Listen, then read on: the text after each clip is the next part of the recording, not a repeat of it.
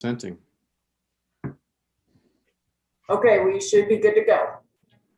Okay, great. Thank you, Summer.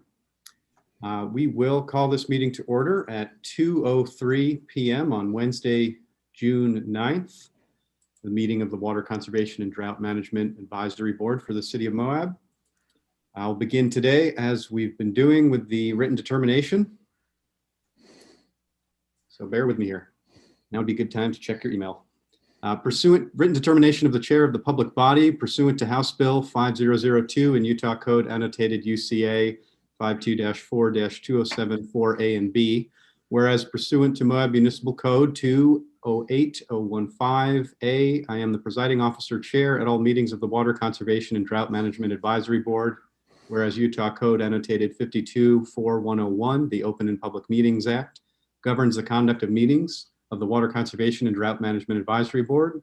Whereas the Utah Open and Public Meetings Act amendments provide that a public body may convene and conduct an electronic meeting without an anchor location if the chair of the public body A, makes a written determination that conducting the meeting with an anchor location presents a substantial risk to the health and safety of those who may be present at the anchor location.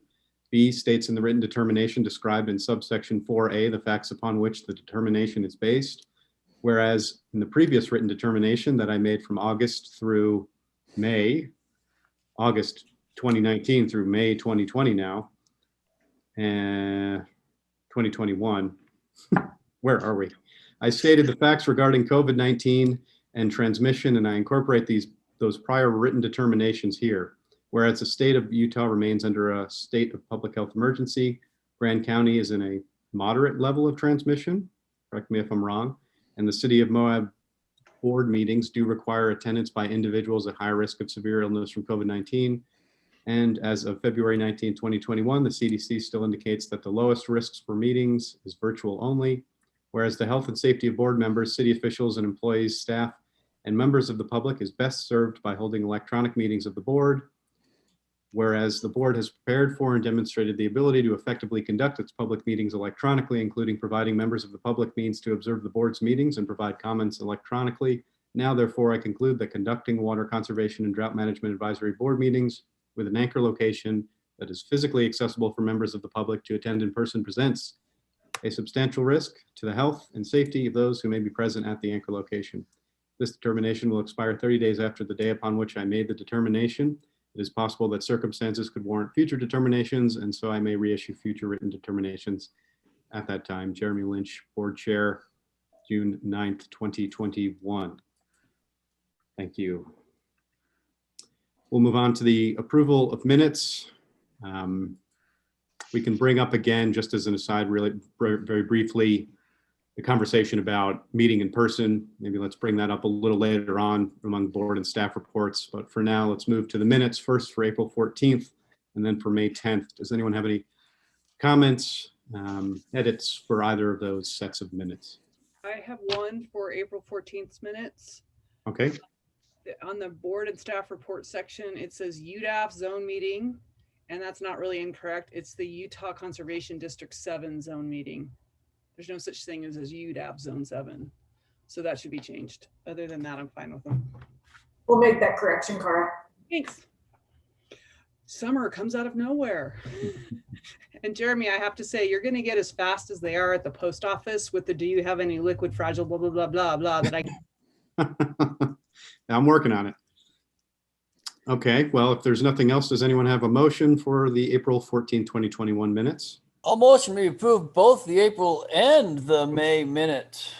I second that. Okay, Arnie makes a motion to approve both April 14th, May 10th minutes. Eve seconds. All in favor? Aye. Any opposed? No. Motion passes unanimously. We'll move on to board and staff reports. Would anyone like to begin? Do you really want me to begin? I talk a lot at these things. Well, we can get you out of the way first, Arnie, if you'd like. Okay, let me look at my notes here. There were a couple things I just wanted to note. We talked about citizens to be heard being on the agenda. Are we still going to do that when we go to in-person meetings? that was a discussion in one of our minutes and we never followed through with that. I'm assuming that's what we're going to do. I wanted to bring that up. And then we also asked at one point in time, how many members of this board could be at a MOP meeting without having an issue? And there was two discussions to that. One was that if we weren't discussing conservation business, we weren't making decisions, we could have as many there as we want. The other one was that is it 3 or 4 that is a quota for this group? And I'm actually more concerned whether it's 3 or 4 that is a quota for this group than I am about 4 or 5 of you at a MOP meeting. I think we'll be okay, because we won't make water conservation board decisions in MOP meetings. But I am wondering what a quorum is. Is it 3 or 4? And somebody was supposed to check on that, and I don't know what happened with that. Does anybody have any idea? I think Lori Simonson was going to check, but it seemed pretty clear from what she was reading that despite our long-held belief that it was 4 for a quorum, apparently the bylaws say 3. So it's possible that we'll want to, well, we need to clarify that, and that's easy enough to do. And we need to then have an action item to either make it 3 or 4 and change the bylaws if that's what we want to do. Yeah, I guess I'm okay with either way. I think I'd prefer 4, but I'm not like dying to have 4. It's not like it's that. Can that be on the next agenda so we can just have clarity? I think that's what matters more than anything. I'd appreciate that. We'll make sure that's on the next agenda. And to your first question or comment, Arnie, I believe when we do return to in-person meetings, we'll have a citizens to be heard, component of the agenda, as long as everyone's following appropriate guidelines. Okay. So the other thing, I attended a water conservation CEU training. Levi was there too. He's walking away from me right now. Levi attended it also. And Mila, you also attended one of those conservation seminars between now and then. There was I missed the first one, but I saw the second one on the 13th. And they were pretty good. One of the things that they talked about and we've talked about is local scapes and what they're calling a water watch program, if I'm remembering the name correctly. And apparently our new USU person will be in touch with that water watch group, and it'll be part of their assignments.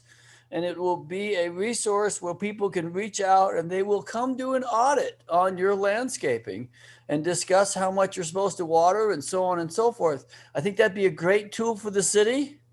Okay. And I'm hoping to, at this point in time, encourage the city to work with the new USU extension agents. Does anybody know when our new extension agents will start? July 1. And it's Christina Young, and she'll be great.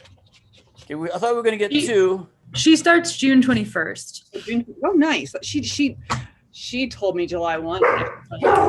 Hey. That sounds the secondary position. Does anyone know? Huh? Who is the second position? Does anyone happen to know? I don't know either. I'm not sure about that, but I know that Christina is definitely going to be our water coordination person.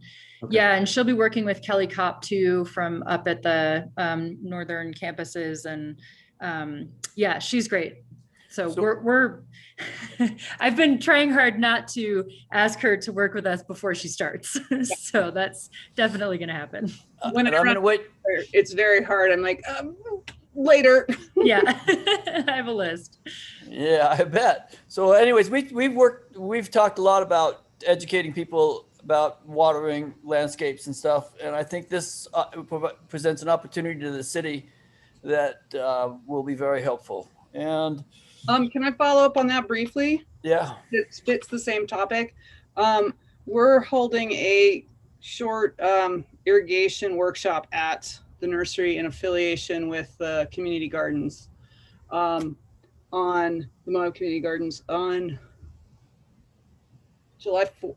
I don't know, sometime in early July. I can't remember. I'm not here for it. Blair's doing it, but that is something that's just going on as well, in case anyone cares. Okay. Levi, we were talking about that water conservation CEU training that you were attended to. We were talking about the Utah Water Watch program.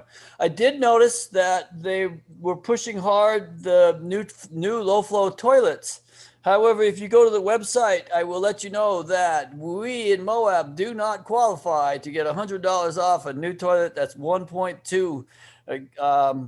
Is it 1.2 gallons per flush? I forget. But it's as opposed to, it's 1.2 as opposed to 1.6. But we're not listed as being somewhere, but we are listed to getting a decent rebate on smart watering timers, just for everybody's information. Levi, I was going to ask you, did you get anything? I mean, that might have been your first time for that one guy to talk about leaks, and he goes on forever. Did you get anything else out of that meeting that I didn't talk about? No, I don't have anything to add, Arnie. Okay, Thank you. I'm done. Thanks, Arnie. Does anyone else? Eve? Well, I just wanted to acknowledge that Mike announced he was going to be the chair of MOP after he leaves the council. And I thought that was great news. Did I misunderstand?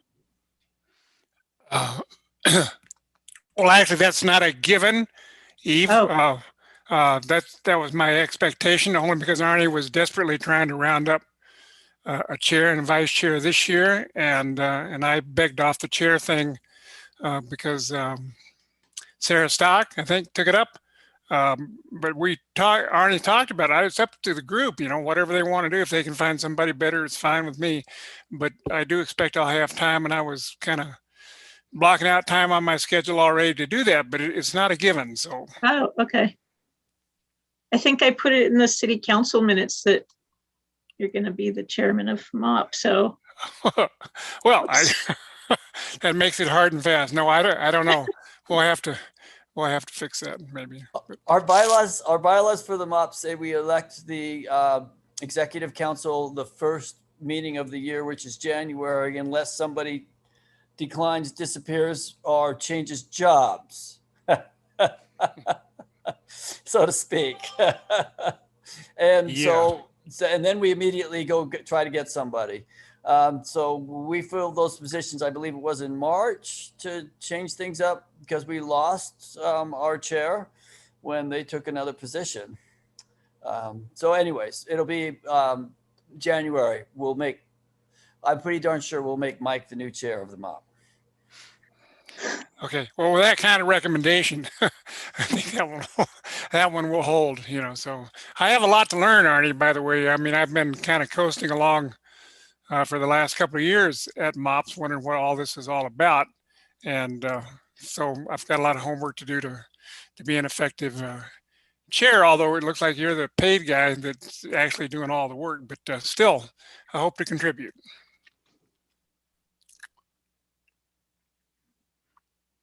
Great. Anyone from staff or anyone else on the board have anything to add at this time? I can add a couple things. We are, we'll talk about the water conservation plan as we go, but I just wanted to update the board that I did discuss with Lisa a public outreach campaign to start this year, and we're hoping to get some funding allocated for that. We were envisioning the very first thing to be like a, kind of fridge mailer that would have watering tips and ways to take care of your landscaping during drought. So I'm hoping that we'll be able to get going and work with Cara on some of that information and the USU extension person. So I would anticipate that we'll start working on that probably in July after Christina gets started. And Cara, I know you have a lot of information on your website, so hopefully we'll just kind of get that first and have minimal specific input needed from you if you'd prefer. Well, the big thing and for the next meeting of this group, I'm not in Moab from July 1 to July 31.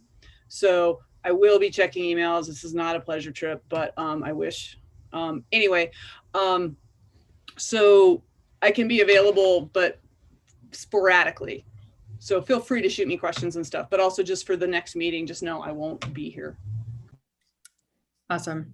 And then the other thing is we applied for a grant for technical assistance to help writing the landscaping and gray water ordinances.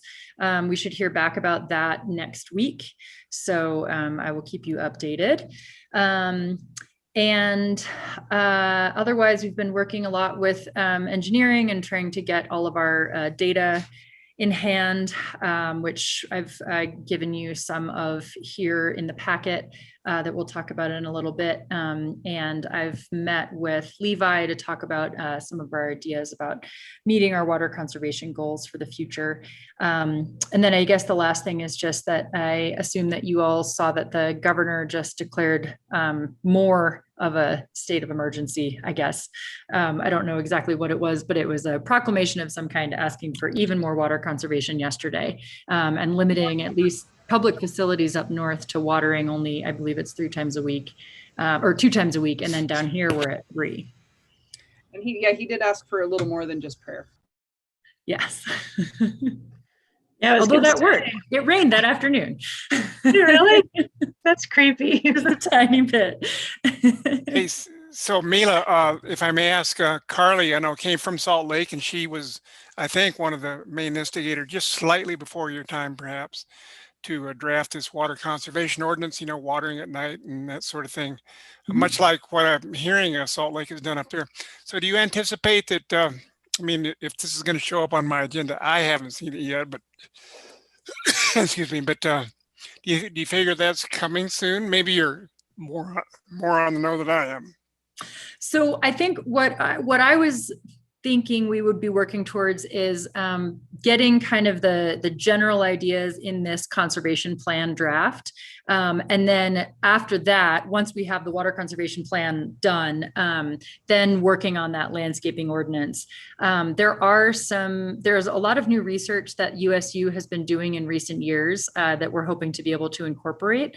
And I have to say, we've been waiting a little bit for the USU extension person to start so that we have that information a little bit more accessible.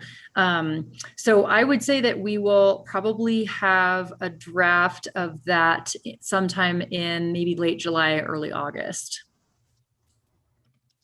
Okay, so I take it that means that we're not going to be hitting residents here in town with instructions to water at night before then. Is that correct?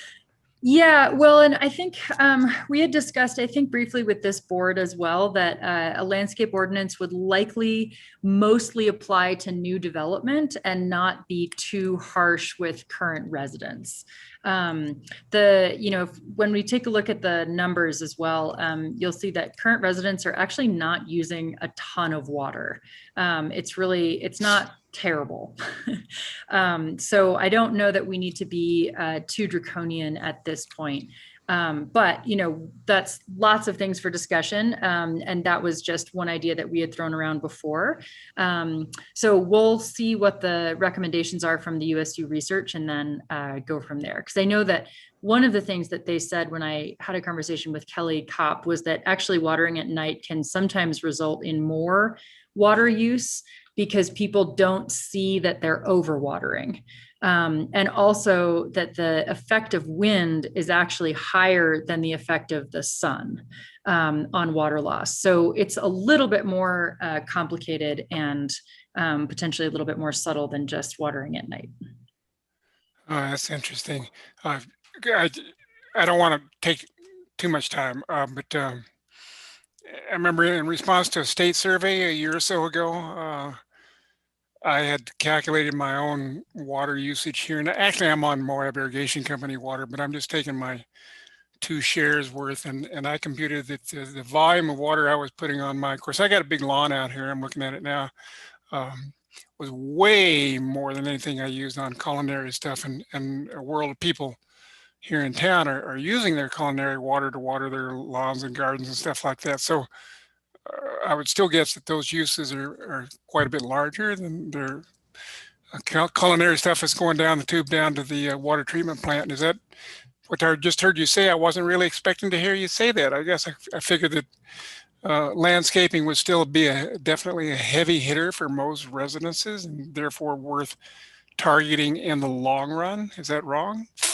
No, that's right. We don't have numbers though for people's landscaping use versus household use, as far as I know. Levi, correct me if I'm wrong about that, but I think people just have one Moab City water meter, and then, that goes to wherever it goes in their property. Yeah, but you can infer that, Mila. I mean, the city does monitor winter use.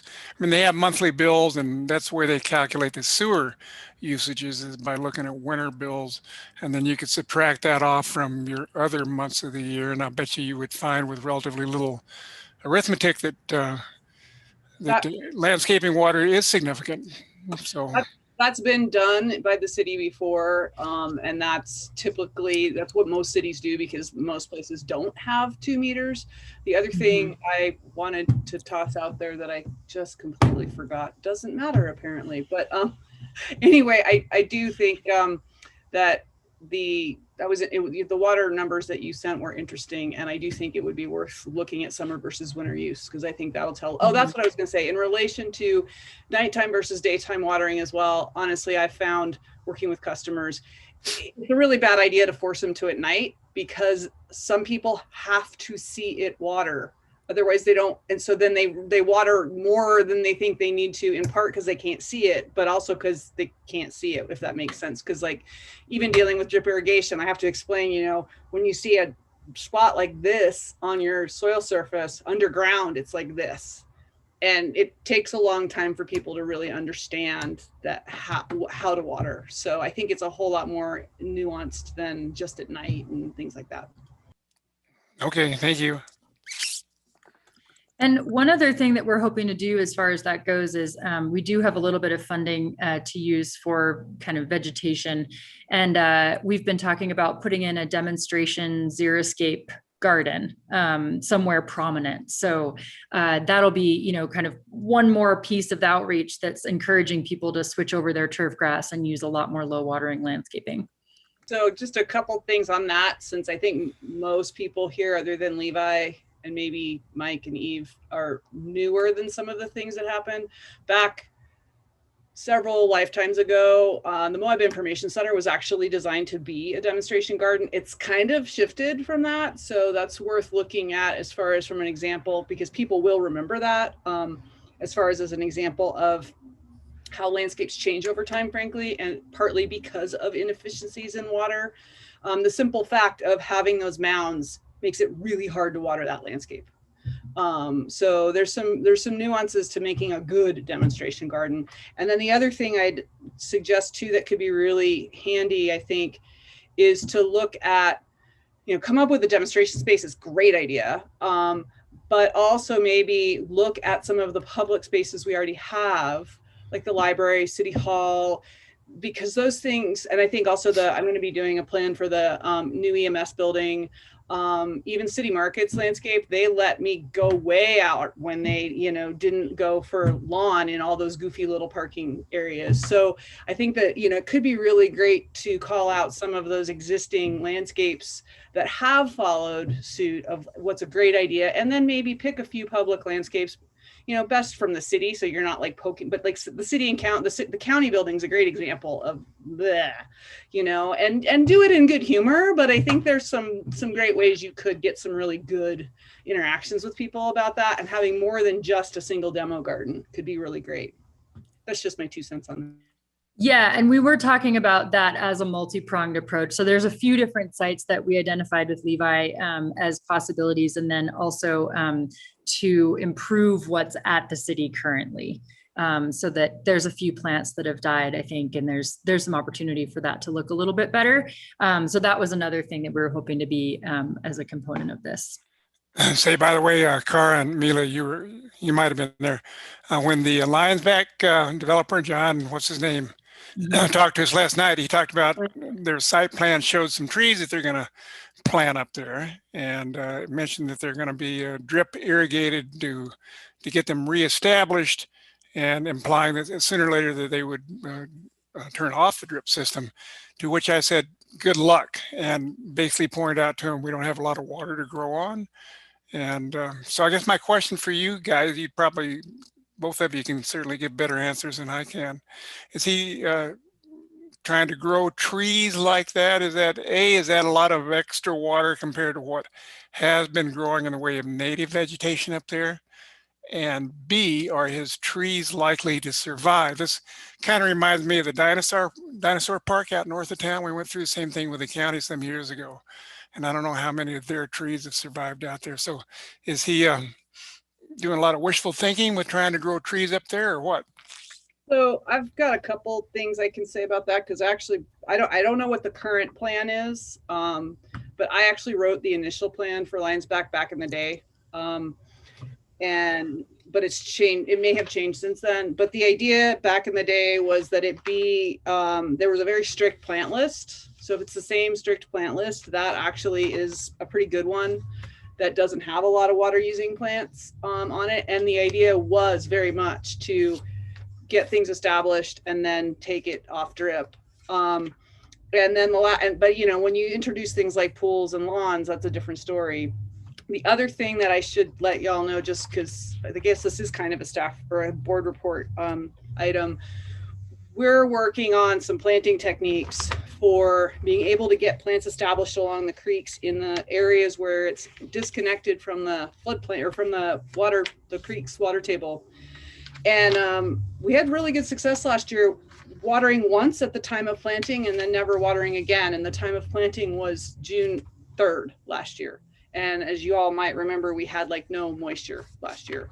And a lot of those plants lived at that one site. So this year we have 4 sites on the Colorado River and 5 sites in town where we've used the same watering technique, and we're actually doing a mortality study. And then we can look or be able to provide information about what the technique was. But what we're basically doing is watering with a huge amount of water at the time of planting to create a little reservoir of water for those plants, and then not watering again, or watering once every 7 to 9 weeks once. So I think there'll be some good information out there that's actually locally tested, as well as there's a whole slew of other resources for this kind of info. But it is possible to get stuff established if you choose the right plants in this area without it costing a whole lot of water. You just have to trust that you're going to have plants that grow even though there's no water falling from the sky.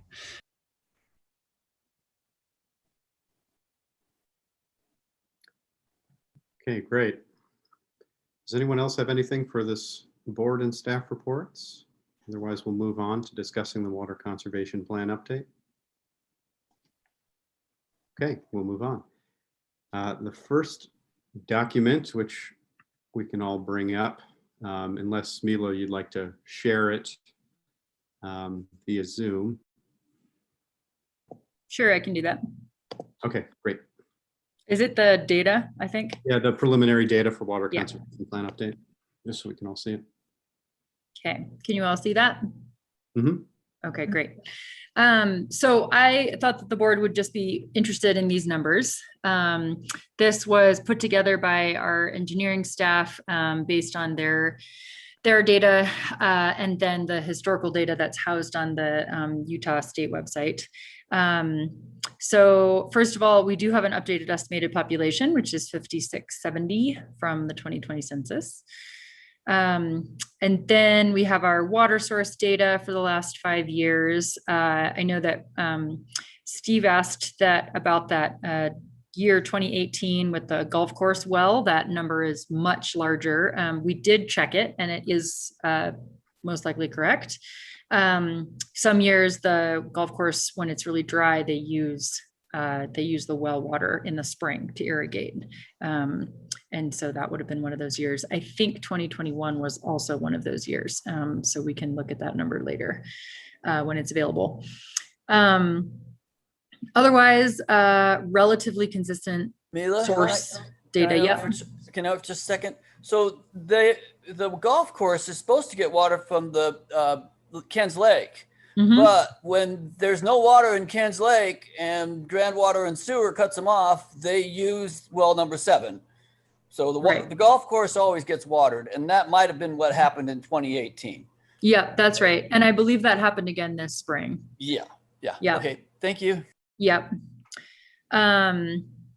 So yeah, so that's why that number is much higher there. Then the numbers that we all love here, the potable water use data and the gallons per capita per day, that's that GPCD.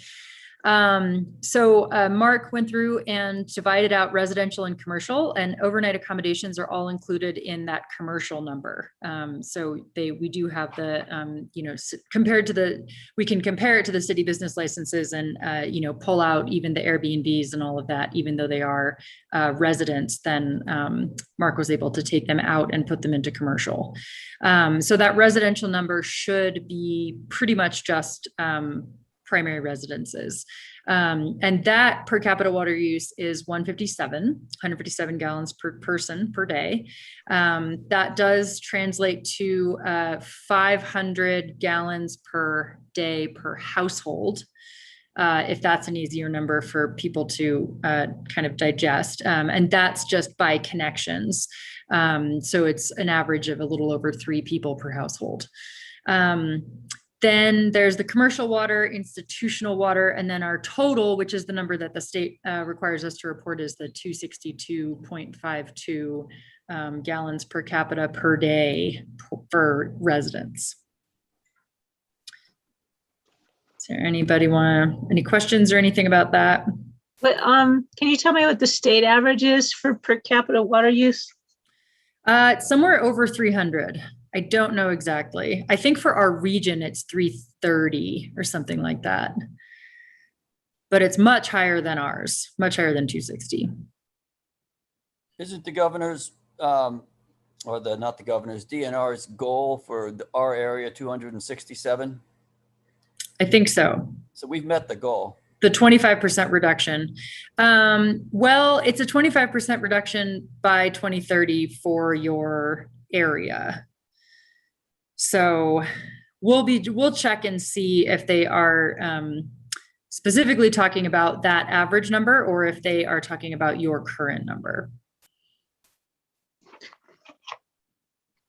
So we can see down here with the historical use data, our gallons per capita per day have actually dropped by 100 since 2005. Part of that is due to a pretty big drop in commercial water. I think when I was talking with Levi, I think that's probably from a reduction in drilling. Is that right, Levi? That would probably account for that drop.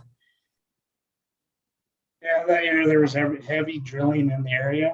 So fracking and dust control was a pretty big usage.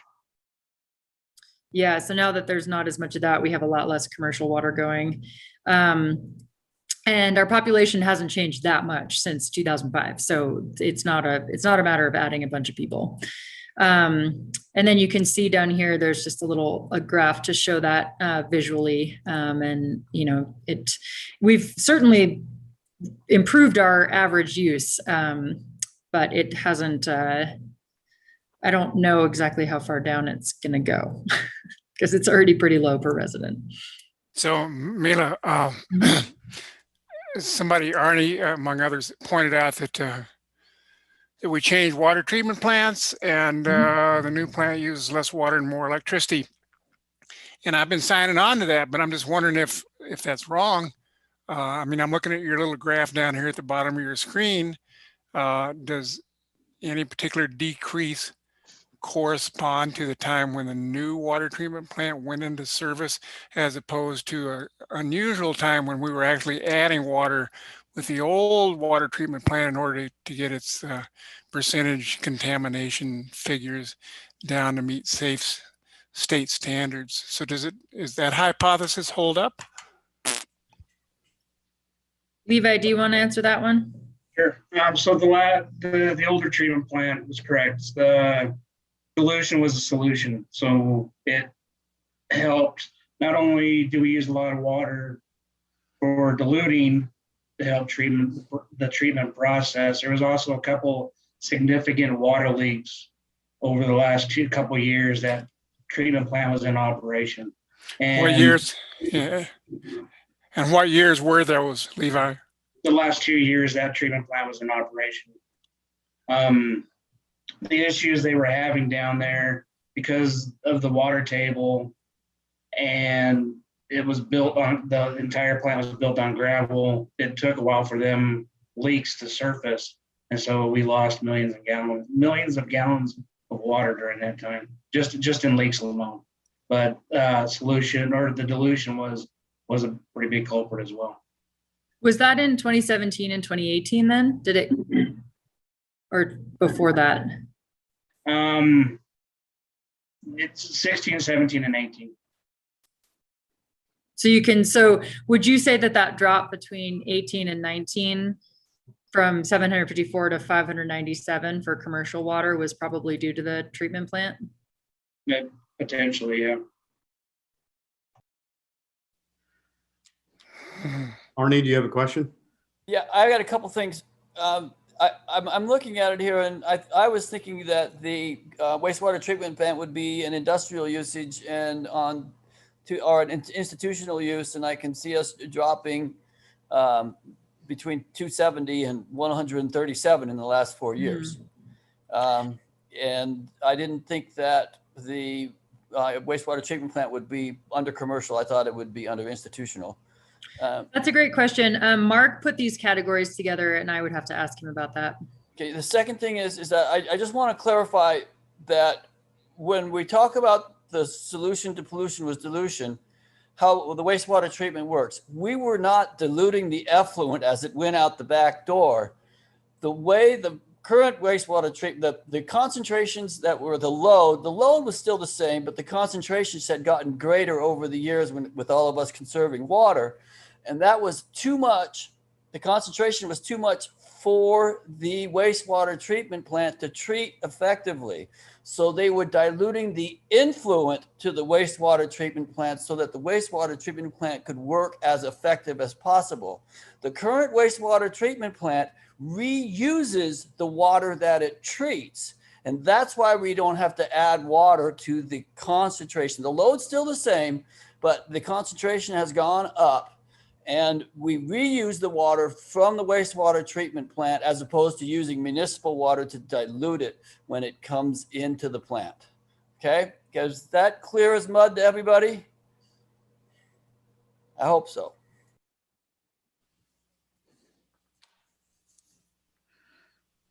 I had one other question on this, Mila, and I'm hoping Levi can help me with. Could you scroll up just a little bit? And I noticed that at this point in time, our total, a little higher, that this is what we're putting out here is 2,387.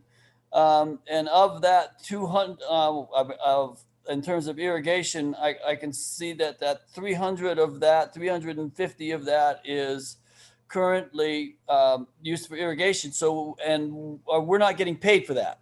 There's no bill associated with that. So it's not necessarily being delivered to a municipal source, so to speak. So when we look down here to our potable water diversion, that number 2,387, if we take 350 out of that, that's how much water we're actually diverting for potable use.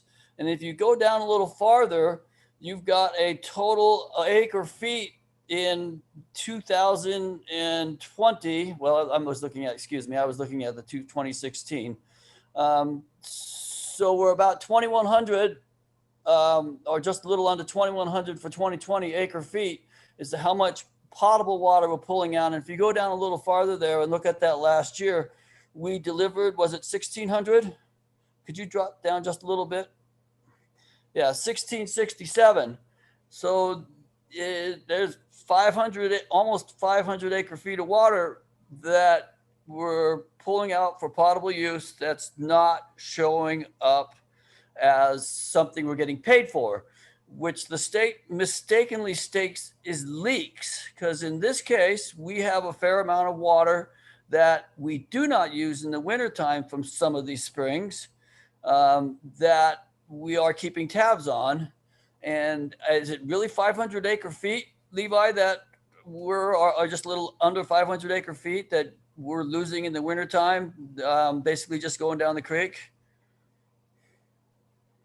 Because it's not metered, it's hard to say, but if I had to guess, I wouldn't say it's that.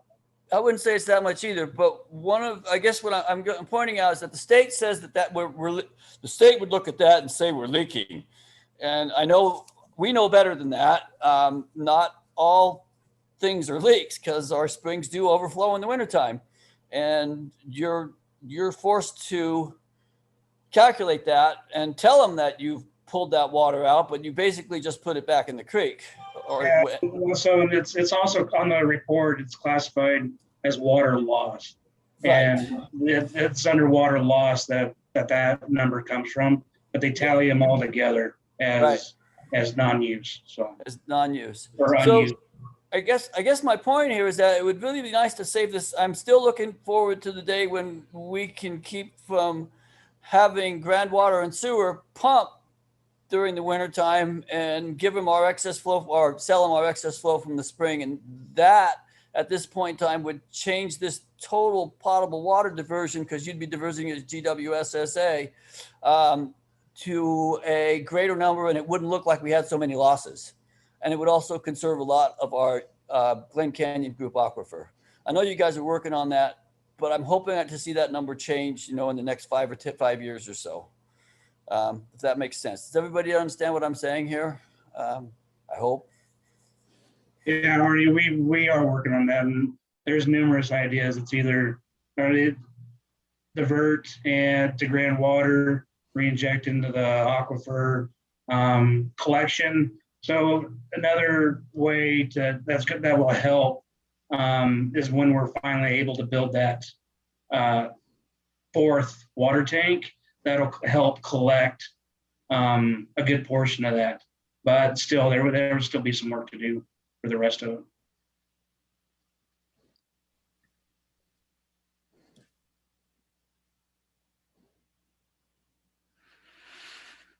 it. Yeah, I have a couple of things about, did you say Steve or Eve? Oh, sorry, Steve first and then Eve. Let's get to you. Sorry. Go ahead. So I went back and I looked at the 2016 production numbers, and I noticed that the springs, the output has dropped quite a bit, somewhere of 25 to 30%. Is there a concern about this? Are we pumping out below them and sucking the water out of the springs, or?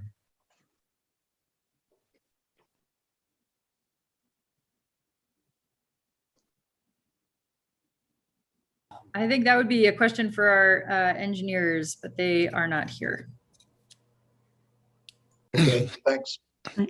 Yeah, so Steve, I'm looking at the numbers, and right off, I don't see what you're describing. I'm looking at the top table that Mila has displayed here, and the newer years are to the left. And if you look at Somerville, for example, or Birch, take Birch, the top line, in 2016, it was 515, and then, that's a 5-year average. Oh, I'm confusing that one, no wonder. And so now, I see your point. And then it's dropped.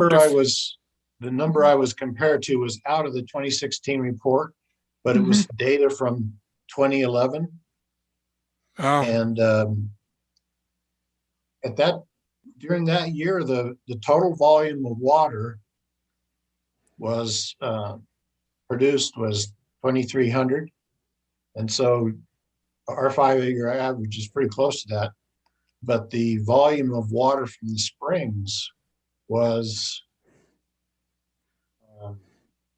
about 1,400, almost 1,500 feet, as compared to 1,000 right now.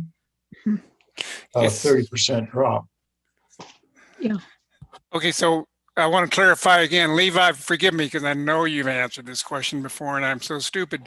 But the numbers that are logged in here for the various springs, again, my understanding is that there's basically water coming out of the ground more or less conveniently in one geographical location.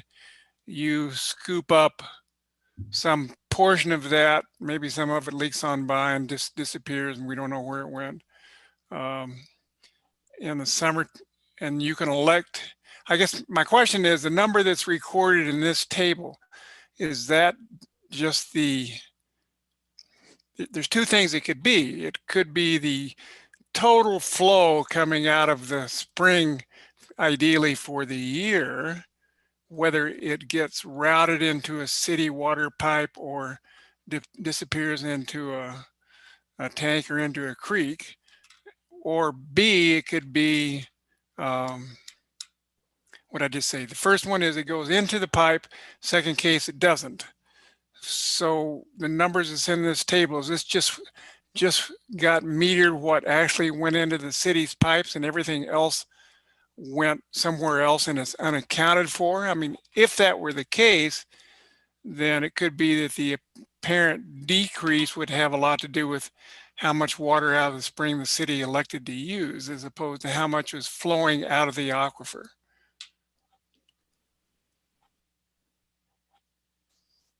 Sorry if I was confusing here. Levi, does any of that make any sense? Levi stepped away from his desk, Mike. He's not there. He's not apparently not listening to the conversation right now. Okay.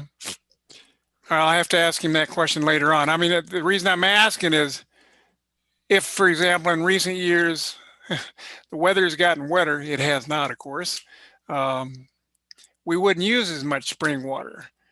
And if the water keeps on flowing out of the aquifer, it just doesn't go into our pipes because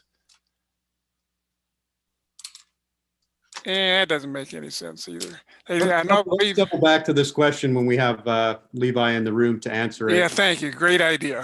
For now, Eve, did you have something to add? Yeah, actually, well, so there are a few things I wanted to touch on. And one thing is, well, I'm a little confused about this table here that says the middle, the small table there in the middle of the page, that it seemed to me, if I'm understanding correctly, that the city changed their designations for connections and institutional isn't really a thing anymore, right, Mike? When the water consultants did the study for the wastewater treatment plant, they inadvertently eliminated the category for institutions. And then it's been this big deal in the last year because, I mean, unless I'm totally misunderstanding, institutions aren't really a designation in the city's billing anymore, which is where we get the data. So none of these are designations in the city's billing. This is all done by hand by Mark. So he had to go through and categorize everything according to what the state was requesting. Okay. Oh, so he just did that recently. Got it. Yeah. Okay. Yeah. So then, are all these units in the middle table then all equivalents of ERCs? No. So it's by connection, and then it's by the per capita numbers with the 2020 census. Oh, okay. So it's just by water, like water meter, just connections. That's that top line there, the number of connections. Okay. Yeah, So, and then the amount of water that goes through those, and then the per capita numbers are just divided by that population number. okay. So and maybe obviously I missed a couple of years worth of stuff, but these tables are somewhat different than the tables that we used in the 2016 plan. And I'm wondering if these tables are actually reflecting what the state is requiring in the report. Yeah, they're specifically just based on what the state wants. Okay, but so there's going to be Well, okay, because in my mind, it's helpful to have a sort of an apples to apples comparison with the data from the 2016 plan in as much as we can. Yeah, so we have a list here. I think you'll be able to see this if I switch sheets. Can you guys see that this switched? Yep. Yeah. Okay. I don't know why these ones over here are big and bold, but this is the list of figures and tables that the state is requiring for our report. And they are specific about exactly what those are. So that's where you see like current potable and non-potable water deliveries by volume and type. And they specify what those types are and how that needs to be broken out. And then we have over here the figures and tables that I still don't know why these are like this. The figures and tables from 2016. And so I was going to try to compare them and make sure that we could at least have some, apples to apples comparisons. But we are starting to with the ones that are specifically required by the state for the report. So that's what we have here first. Okay, good.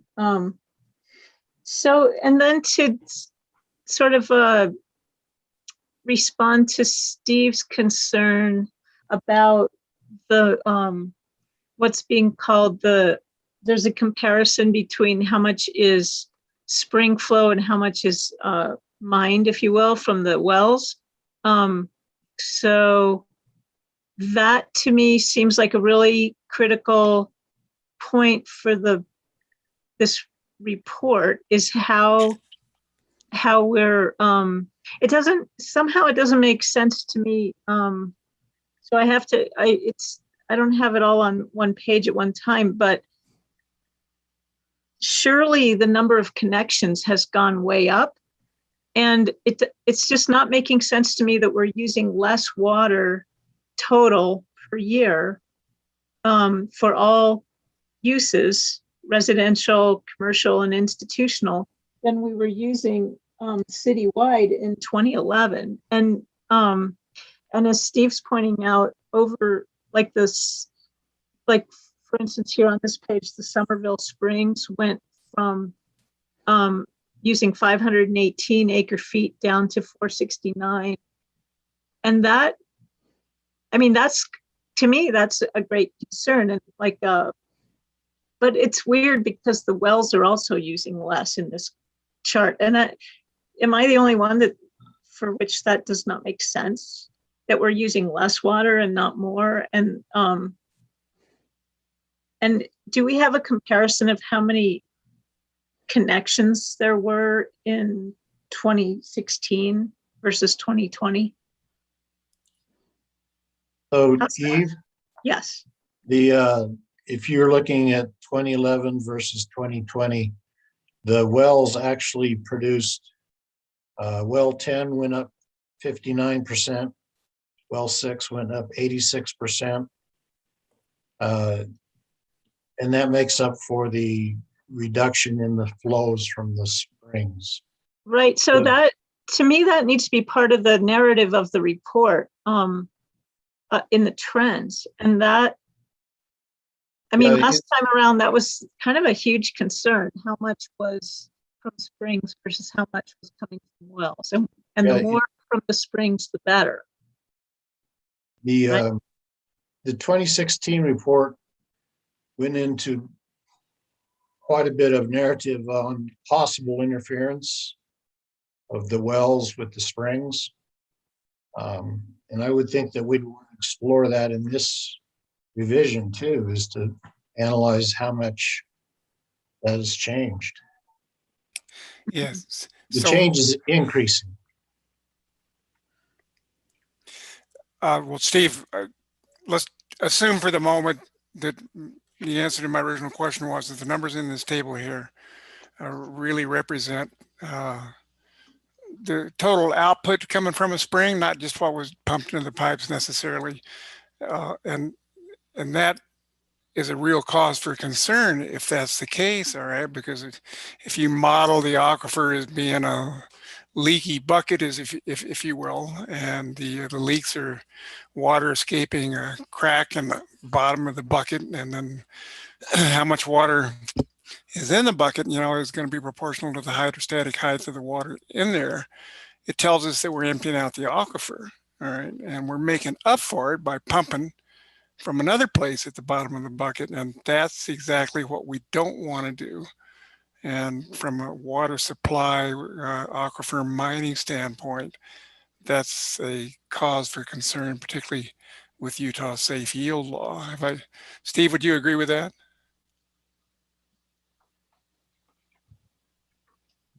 Yeah, the 2016 had a table of gravity-fed water produced versus pumped, and there was a clear trend of the going towards the pumping. And I'm just wondering if, like you said, we're basically sucking the water out of the aquifers, and that will reduce the flows to the springs. I think just one thing to keep in mind when you're looking at this table, though, is that, just be careful not to compare like 2016 to 2020 and skip over all the years in between. Because the springs, if you look at each of their trends, they're not just down. Clearly the 2017 seems to have been a pretty wet year. So like from 2016 to 2017, all the springs went up by quite a bit. This one, Skakel didn't as much, but the other two did. And then 2018 was still higher than 2016 for Birch Springs. And then it went down after that, but it didn't hit the low until 2020, which was a very dry year. The same thing here for Somerville Springs, and then Skakel is actually higher in 2020 than 2016. So I'm not sure that we can necessarily draw such broad conclusions just from this particular data right here. Can I speak for a moment, please? Levi? Hey, Levi, they were asking the question. I'm going to answer it for you, but correct me if I'm wrong. Birch Springs and Somerville, you collect all the water coming from them, all of it. 24/7, 365, and that's what you're seeing here in this table. For Skakel Springs, you folks, they only use the water during the summertime, and now it's been growing. So at Skakel Springs, they do not collect the entire flow coming out of the ground for the year. But at Birch and Somerville, they are recording all of the water that comes out of the ground as something they're collecting 24/7, 365. Levi, is that correct? So we are collecting 99% of the springs around the golf course. 1, 2, 3, Somerville, and Birch. Skakel, we are currently using that spring year round now with the development north of town and reconfiguring the system. We're utilizing that spring more efficiently. But with that being said, not 100% of that water gets used throughout the year. We pump it periodically throughout the day. Whatever doesn't get, it fills up the wet well and then overflows and then gets diverted into the wetlands from there. So you're talking Skakel right now, not the Birch Springs in Somerville. It's just talking Skakel. Skakel is the only one that we're not collecting all the entire amount of flow from. For the annual, basically the annual. And he's saying 99% of all the water that comes out of Birch Springs into the Somerville Springs is shown in this graph. Okay. So the usage on Skakel, all that usage is reported. All that data is on you. We don't report the data that isn't, or the water that isn't used. For Skakel. For Skakel. But the other ones, you get everything, or 99%. Okay, thanks for clarifying that, Levi. Does everybody understand? Cara, do you have something to add? I just wanted to, I'm personally getting a little lost in all of these conversations about comparing these tables to 2016. And I just wanted to toss out a thought that you guys can all shoot me down, and that's fine. And I'll keep on trucking. But I think we need to not lose sight of the fact that we thought we had until next year to do this plan, and Mila now has to do it by like next month. So I think getting really, I personally would like to be able to move on in this agenda a little bit so Mila can get what she needs for finishing up. as best she can. And maybe I'm misunderstanding the timeline, Mila. And I guess my question to you, Mila, would be, if we're having some struggle with understanding, since you're having to create these tables to meet current requirements by the state. So these tables are not your preferred creation necessarily, they're what the state is requiring. We're having to go about this, I suspect, a little backwards, where we might actually be able to have a real conversation to analyze this stuff as a group and understand it fully before it's stuck into the plan. Is there any way, say, if we realize later this year, after you've had to submit what you have to submit, can we go, oh, we need to submit a revised table for this plan because we realized that this wasn't done quite right? Because I'd hate for us to get so in the weeds or in the different eddies, I guess, to use a different metaphor here, of eddying out in the springs versus wells and all of these things, if we aren't being able to finish the plan that we have to, and then be able to move forward with, because I think honestly, we all know the real conservation work isn't created by these tables that we have to submit to the state, and we do want them as correct as possible. However, there's more to the plan than just these tables. But I agree with you, Cara. Yeah, thank you, Cara. That's definitely the case. These are the required tables, and what my strategy was just to try to get the pretty much check the boxes and submit our draft to the state on time, which is what they're going to be going over. And then after that, we'll have an opportunity to go through and refine it and put in extra information that we want. It'll go to council. Council will have feedback as well. And the plan doesn't actually need to be adopted until December 31st, by December 31st. So I think what I'm sensing from how this group discussion is going on this, and I do not want to be making anyone who's been asking questions and working through the intricacies of these tables feel like I'm trying to be dismissive, but I feel like we need to, like, we all know we need to understand these tables better, and we need to cross-reference them to our older tables so we can personally understand these changes and trends over time better, from 2010 to now, but that we don't need to only eddy out here through the rest of this conversation would just be my thought. Mila, could you answer a question in follow-up to what Cara said? Our last agenda item is essentially dishing out work that members of this board can do in the next 2 weeks, really, to contribute to this effort. And so, you know, for the last hour, like Cara is saying, it would be what we should be doing to get to that, so that we can contribute in a meaningful way at this stage. It was helpful for what you just said in terms of a final report, December 31st. That means we just need to really get something together. And I think what the board has to enter the next couple of weeks as best we can with our busy schedules in mind is that whatever we can contribute to this report, on top of what we're seeing in terms of numbers which have been put together by the city, is really where we need to focus our time and energy. So I would second what Cara is saying, and I would say let's move on to the next agenda item and see where we're at in terms of what the city's needs are for what we can continue to provide. We did have at least one document to briefly review that Arnie submitted already. So why don't we move forward there with the second half of the meeting? And if anyone has any follow-up questions, I'd recommend just maybe contacting Mila directly, if you're okay with that, to clarify any points about the drafts or then the charts as we have them now. Clearly, there was a lot of work put into that, and it's probably not our best effort to just nitpick it apart for the next hour. Yeah, and it was largely put together by Mark and Chuck, and we've been working on figuring out, exactly which numbers we need to report. So, if there are suggestions about specific figures that you'd like to see, keeping in mind our compressed time frame right now just for this draft, please do get in touch. I'm happy to, see if it would be easy enough for us to put those together. But then also definitely keep in mind, we'll be able to have plenty of opportunity to edit and add after this draft is done. Thanks for that clarification. Okay, I will shift all my windows. And our next agenda item then will be continuing with the water conservation plan, but looking at what Arnie submitted. If anyone It's a short one-page document covering the Matheson wetlands. We've all had in advance. Does anyone have any comments? Anything they'd like to add to a conversation about what we want to submit with regard to the wetlands? I know there was a bit of a email back and forth, but now would be the time to speak.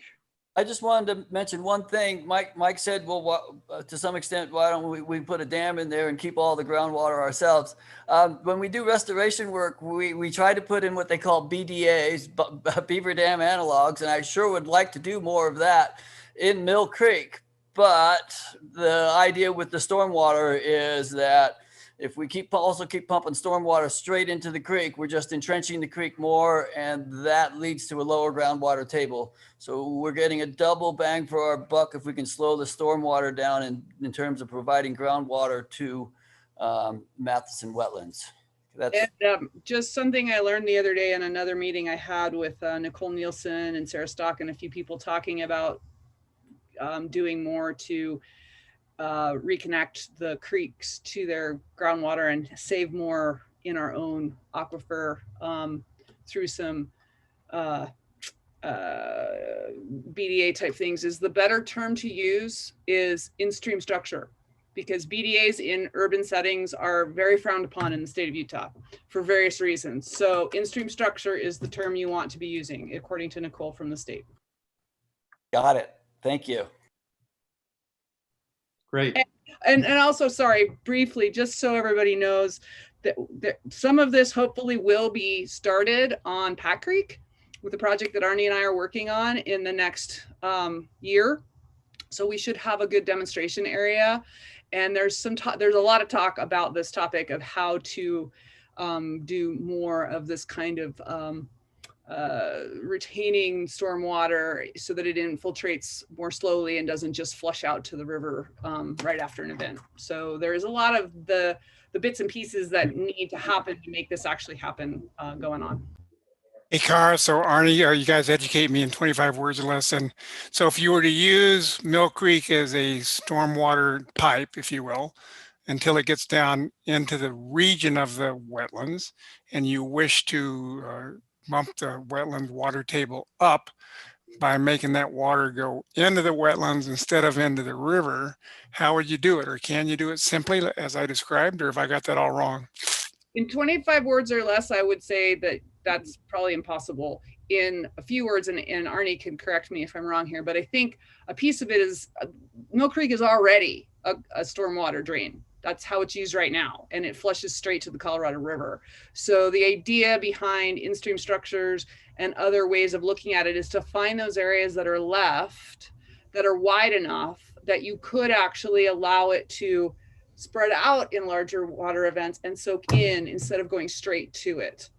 Now, if you wanted to actually divert water into the wetlands, right now where it's at is not the place.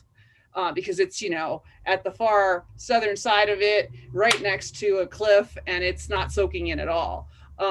That's a bigger, different conversation, I think, than the idea of in-stream structures and ways upstream to have it soak in before it even gets to the wetlands, because then it would naturally be more available to the wetlands in theory. Okay. I think. And sorry, that was more than 25 words. Well, I'm just trying to imagine the geography of it, I guess is what I'm trying to say. So what I think I heard you say was you'd have to have some place where you could force the water in Mill Creek that's otherwise going to the river to spread out into the wetlands, and that's not so easy to do. Well, what I'm asking to do in this is you prevent the water from actually getting to the creek, and you use stormwater detention prior to getting to the creek, Mike. And that way it infiltrates where it's supposed to infiltrate, because we've hardened all the surfaces. Right. So what I'm asking for is that we, instead of just piping the water, build infiltration basins where the stormwater is coming off and collecting, as opposed to just putting it off to the creek. Okay. And the way they're done now is not ideal, but we don't need to digress there. Okay. So the fundamental answer to my question is no, you can't do something simple because it's too low in the river, just as you say, Arnie, just to divert it and don't let it go into Mill Creek in the first place, and find some place where it will spread out into the wetlands farther east. That's what it amounts to. Okay, thank you. We'll get to that in the next few years is what it sounds like. And at this point, what Arnie has written seems to clearly state those intentions and the efforts that are now ongoing and will emerge over the next few years. So if no one has any objection, I thought it was well written and covered the bases. We can certainly submit it as is, and the city can edit as they see fit. But did anybody have any other commentary about that document? If not, then we'll move on to other assignments, Mila. Things that are priority for the next few weeks that would be helpful to you. I think that would be, before we get to Steve's presentation, the best way to spend the rest of this meeting. And we'll get to Steve's presentation with enough time. Great. So if it works for everyone, I can share my screen again with this document. Or we could just talk about it. I was just thinking we could type names. Sure. Okay. So I just put together a list of sections that that need to be written that aren't kind of specifically data that city staff would need to collect. There's a lot here, so obviously feel free to. I will do whatever it is that we need done. So feel free to contribute as much or as little as you have the interest and capability to do so. Arnie, I already put your name with the 2 that you have written. And otherwise, I did take out the names that were kind of originally in there, just in draft form. So if anybody was particularly attached to some of the ones that their name was on from Kara's original draft, then, feel free to kind of re-sign up for that. So Jeremy, I don't know if you want to kind of guide us through it, or I'm happy to, or Sure. It looks like Kara has a quick question or addition. A quick question. I just wanted to ask, in the next 2 weeks with these things, since the entire document is going to be revised after you submit this draft form, you're not necessarily needing absolutely the most perfect polished whatever things. It could be in somewhat of a draft format, or even we need more information about XYZ thing before the final. Okay. Yeah, that's fine. And that's a really good point. I think, I can talk to the state, but I'm under the impression that, this is our draft. And so if there's, a specific, some specific section that needs information, I would suggest just writing that. What I usually do is just highlight, the information that is missing. And then we'll know to go back and fill that in later. So that would be fine. Okay, great. Could you happen to scroll up on that document a little bit? Oh, okay, we are at the top. Well, this would be an opportunity for anyone to volunteer and jump into any particular categories they'd want to contribute to. Can I ask a question on the first one, water quality? That's what I do for a living. Levi, are you still here? Levi? I'm assuming they just want to know whether our water's any good. And if I were to write this for you, I would basically take your annual statement and say, well, it looks good to me, and put in the fact that we're meeting all our water quality standards, et cetera, et cetera. Do they want any more than that, or is any ideas? So this was actually a section that I believe was suggested in the original draft that is not required. So the draft that I got from Kara had this as a section that the water board had proposed, I guess, before I got here. So we don't actually need that, but it looked like people found that to be something they wanted to include. Isn't it something that we could take from the annual report that the city sends out? Yeah, that's what I was saying. I mean, I could do that too if you want. Yeah, Arnie, so to answer your question, we just completed the annual report. Lisa should be posting it soon. It went in the mail last Friday, so residents should be getting it any day now. I don't need to write it. If Eve wants to write it and just use, and it just needs to be a couple paragraphs long, and it can be straight out of what's in your annual report, Levi.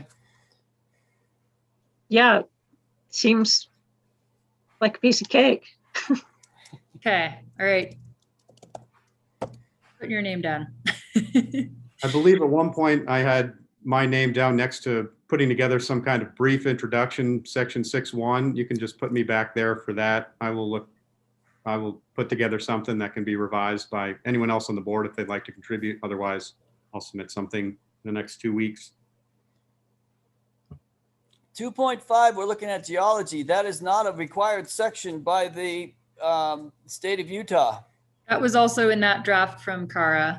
Yeah. So if you don't want to, if we don't want to include that, that's totally fine. Well, at this point in time, I'm going to mention that there seems to be two schools of thought on how our aquifer is behaving, and the city is sticking by one person and other people are going another way. And I'm thinking, just to avoid any confrontation at all, let's just scratch that for now.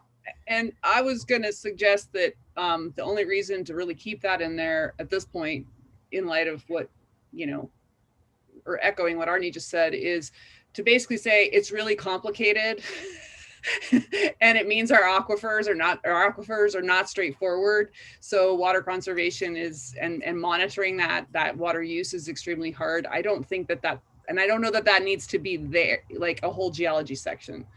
But I do think it's worth mentioning how complex our system is, but that's about it. I have a more general question. First of all, so Mila, are there more sections down below the bottom of my screen here, or is that it? Not many, just a couple. Here, you can see them all right now. You should be able to. Okay.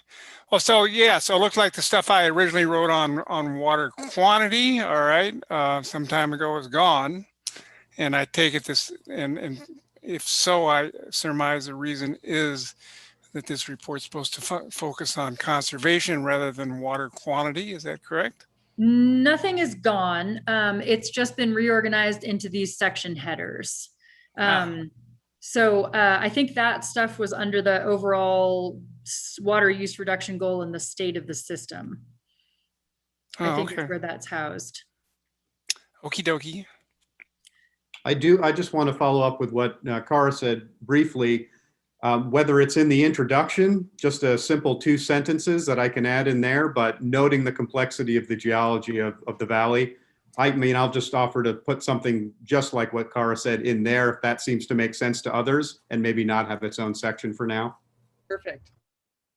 Okay. Eve? Great. I just wanted to say that it seems like the Water Conservation Board has spent an incredible amount of time and city resources discussing geology because it's so important to our water supply, and it's controversial. I think that it, at the very least, needs to be touched on in the executive summary, and yeah, at least a paragraph saying all this work was done in the last 5 years. And I don't know if saying it's inconclusive is accurate. I think it's more like there are 2 schools of thought, and there is so much research out there, and to not acknowledge it in our water conservation plan, it just seems like this is the place where we can memorialize that stuff.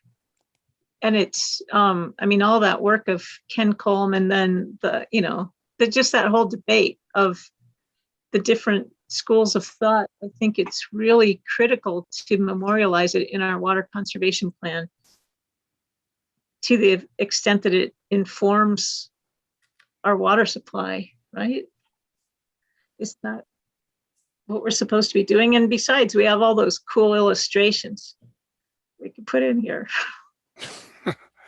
Well, it sounds like for now, with the nature of the discussion or the difference of opinions on things, that we should certainly include it, and including it in the, including in the introduction could be one way to do that. I could put something together and send it your way, Eve, if you want to have a look and feel and assess whether it feels like it does justice to that topic. And then otherwise, who knows what opinion will be in 6 months. Maybe we'll say we'd like to add a section on geology based on, consensus determined in the community. But why don't I just make sure to include it to some degree in the introduction? And I don't know, well, if somebody wanted to volunteer to put that together, I guess that's the way we could get it done, and then determine if it was going to be included in the final draft. I don't feel qualified to summarize different views, and I certainly would want to keep it a level-headed document. So, but if somebody wanted to volunteer here to summarize geology in such a way that we could include it, I wouldn't be opposed to that. That would not be me. Yeah. So, folks, if we did write a section on this, I would recommend keeping it simple and not too technical. I mean, the basic idea is that, you know, your conventional city has one lake and, you know, the aquifer system is really simple. This is anything but. There's somewhere between 2 and 3 different aquifers with measurably different water quality from them. And sorry to interrupt, Mike, but I have an idea of how to do this because I think it doesn't need to be, like, it needs to not be complex. I will do what I can to come up with a couple of paragraphs about this in the next week or two before I leave town. Thank Great, you, thank Cara. you, Cara. here you go for it. How about threats to water quality? Anyone want to volunteer for that? So there's in the classification of the water that was done in 2007 and 2008, there was a section from the UGS on threats to groundwater, but that's not necessarily threats to the water supply at this point in time. And the water supply for the city anyways. It's a tough one. I believe it would be easy to say the city has just updated its well protection zones and so on and so forth. And I don't want to write it, but if we were just to say the city has just updated its well protection zones and our areas are well defined and we've expanded them to protect our water quality, I think that's great. I'm not sure I want to write it though. What about the, and this getting into the weeds like we don't want to do, and we have these several months to really flesh this out, but it seems like the forest plan talks about threats to water quality and, you know, like the whole idea of catastrophic fire and that, you know, there's all those things that were considered with the forest plan. And that is something that in the coming months, we could pull all of that together. And I don't think I have the forest plan draft right now, but it obviously exists and I can get it. I just erased it from my computer. Yeah, they're going to have a special Moab geographic area up there, and that would be something to say that, yeah, the Forest Service realizes that they are a source of our water, and they have established this area. So one suggestion I have for this is that this is also one of the not required sections that was from the original water board draft. So why don't we just wait on this one and we can decide whether or not we want to put it in the final report. So maybe not for the draft. Does that sound okay? Yeah, I think it's good to have it in the final. It's weird that it's not required, if I might say so. Yeah, if we do water quality. If we do decide to put it in, one obvious threat that came in front of council last night was line back phase 1. As you guys know, they've basically pumping water and sewer right across the fracture zone, the Cayenne Heights fracture zone. And, you know, people were concerned that any leaks in the sewer, for example, would contaminate groundwater that might flow through that area. And for that reason, they insisted on some extra hoops to jump through. That's my understanding. We could ask Chuck Williams, the city's engineer, about what exactly they made him do. But the idea was to make it more robust from a mechanical structural point of view and a leak point of view. So all that could be discussed if you guys do want to put this in here, but that's one obvious one, all right? And so much so that if we start detecting contaminants, pollutants that show up in our water with chemical tests and so forth, and it could be traced back to oil and leakage and gas and who knows what from people working up in the Lions Back subdivision, they would be liable to fix it. Can I just summarize that threats to water quality are spelled SITLA? Yeah, exactly. Okay, well, we've got the introduction to water conservation covered. Mila, you said that there was at least some material for section 6.2. Is there anything further that's needed? I don't think so. Mike, I'll just send, or I don't know if you still have it, but I can send that back to you. If Well, you I sent want. you my originals, Mila, and I haven't seen anything come back yet. I haven't edited it.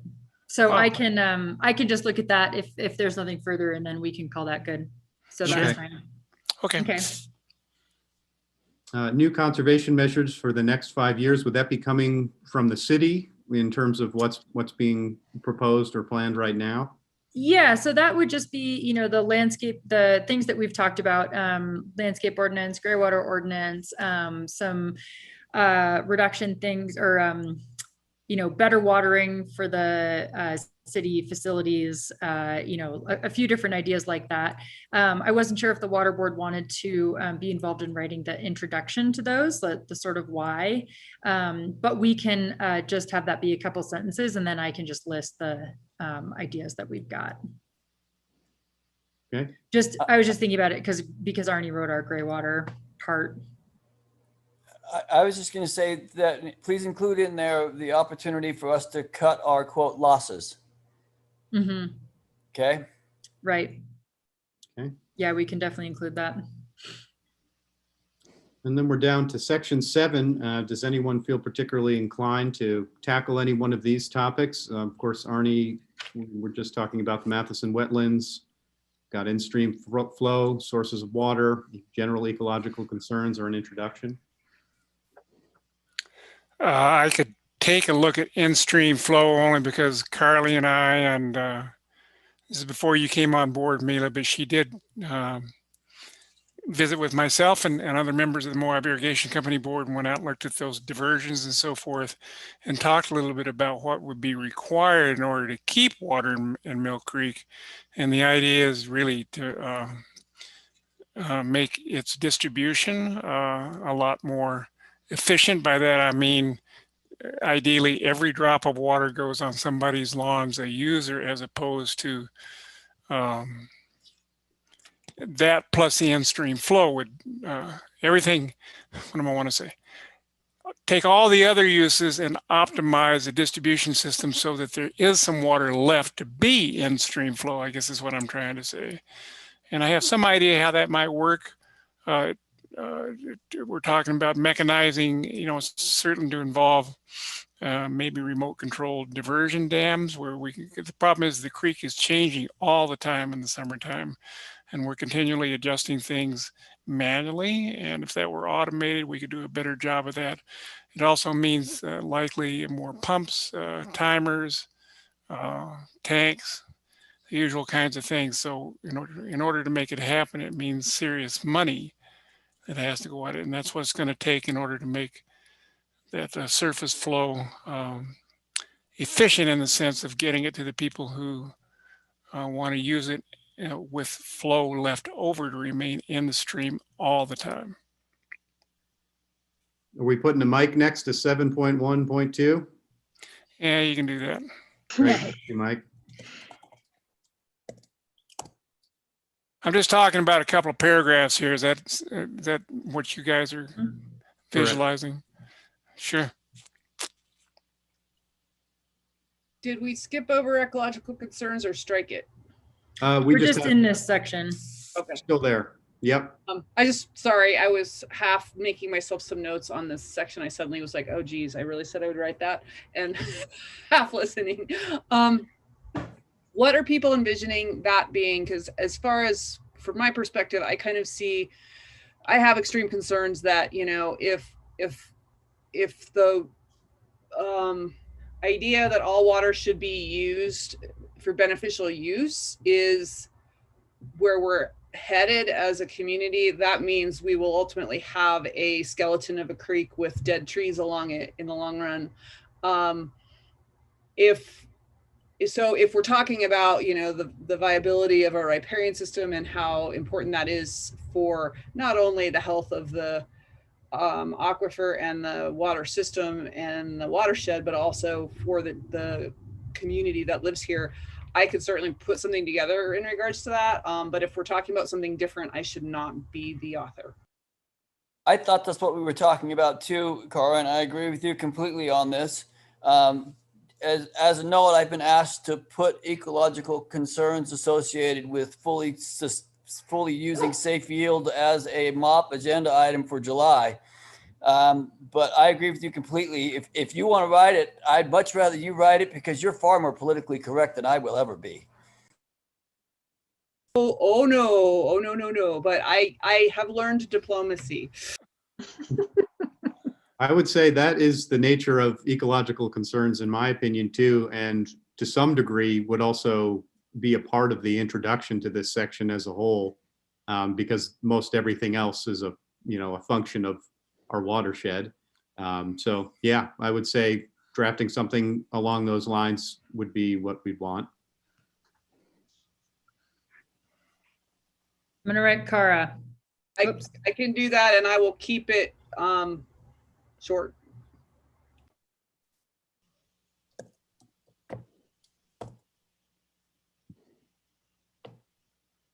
Great. Is there anything we would like to say about Pack Creek based on, Can I take a step back, Cara? Do you Sure. mind just kind of writing the intro into other considerations and using ecological concerns as your format? And then you would have 7 and 7.1, but you wouldn't have 7.1. You just have 7.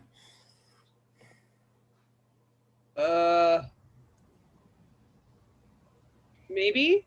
Yeah, so it's just a 50,000 foot view of the ecological concerns you just discussed.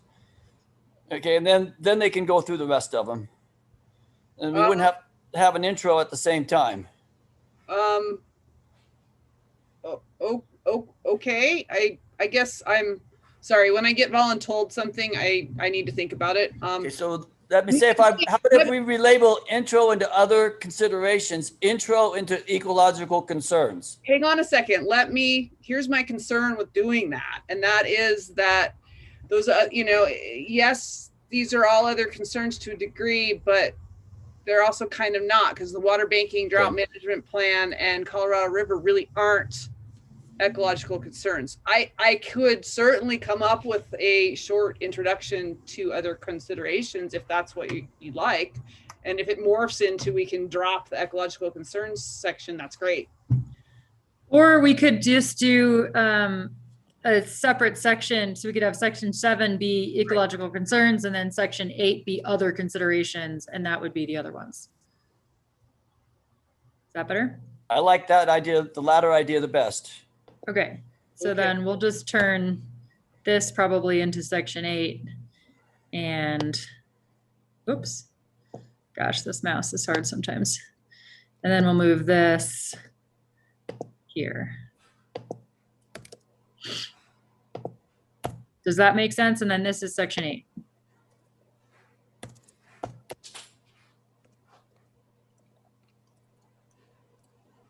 So basically then what you're asking me to do is we're taking section 7.1, and that's just intro to ecological concerns. Yes.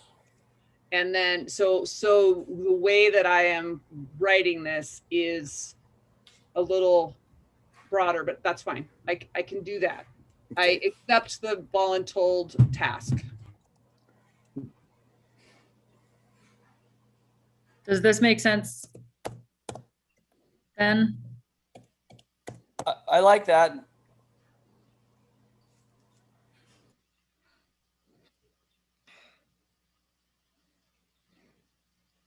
Yep, that looks good to me. Does anyone have anything to say about Pack Creek?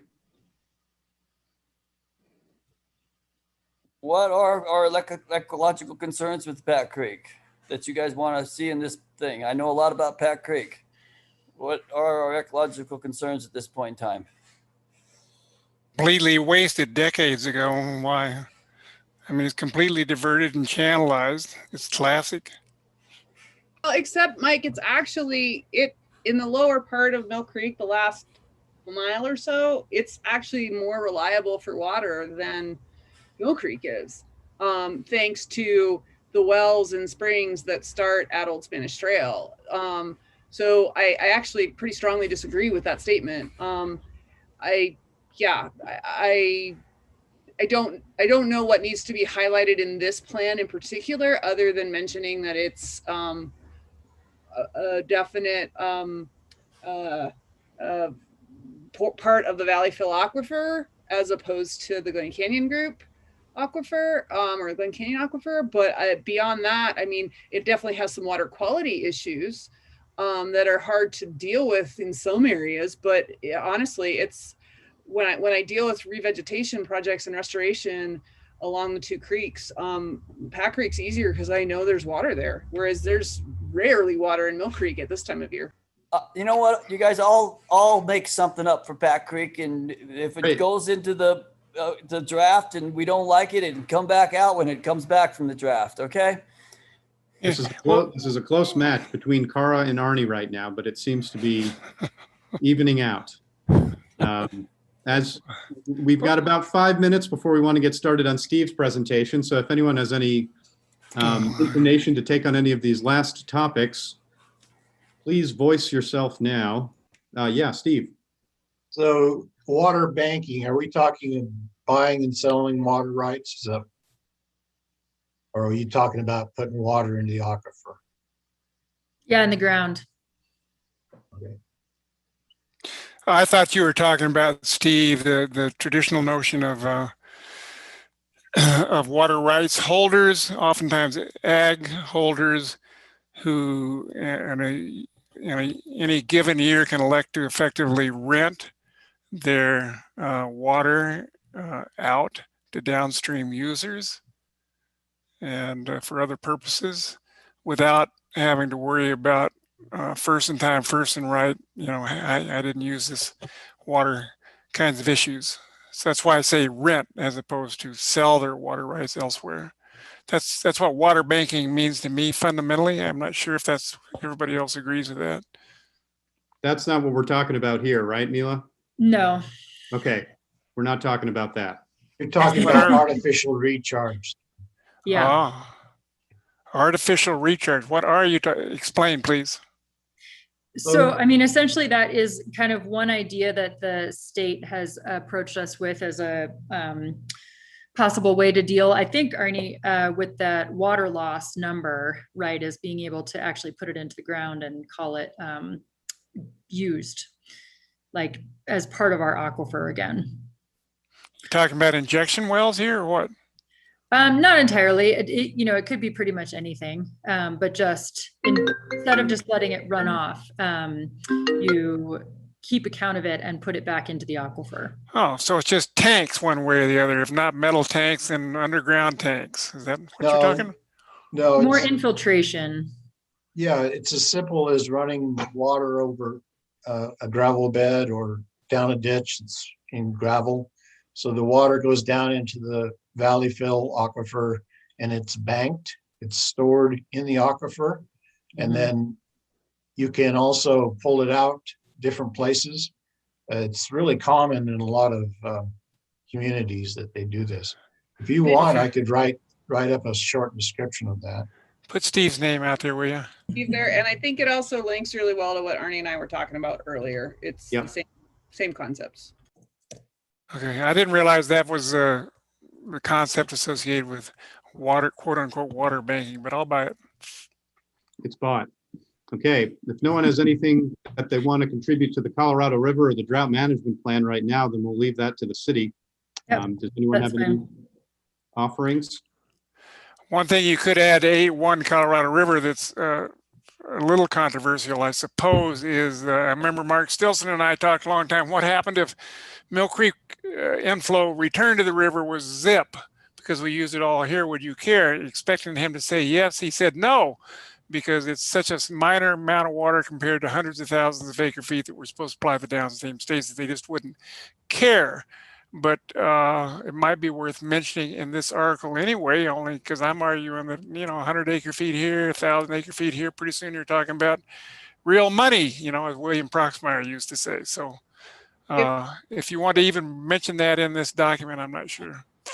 Mila, when you write that up, I'm pretty up on what's going on as far as different things in our little region. So if you want to, I'm not saying I'll write it, but I'll happily look for things if you'd like. Thanks, Cara. Yeah, maybe I'll just reach out and have a conversation with you prior to drafting that section. And Thank you. Mila, is there, I know we said 2 weeks, but is there a date by which it would be best to have these assignments submitted to your desk?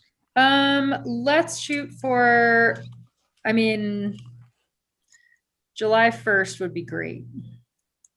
Okay, by July 1st. So certainly before the next meeting, but as soon as we're able to send these things in. Yeah. Other subject on the Colorado River, you guys know, I think that the county, I believe it is, owns 3 cubic feet per second rights if they've never used the river. And you could talk about that. That's been broached as a potential source of new water for the area at some expense. So I don't know if that's a subject you want to touch here. We are gonna, a secondary irrigation system is another section in the report.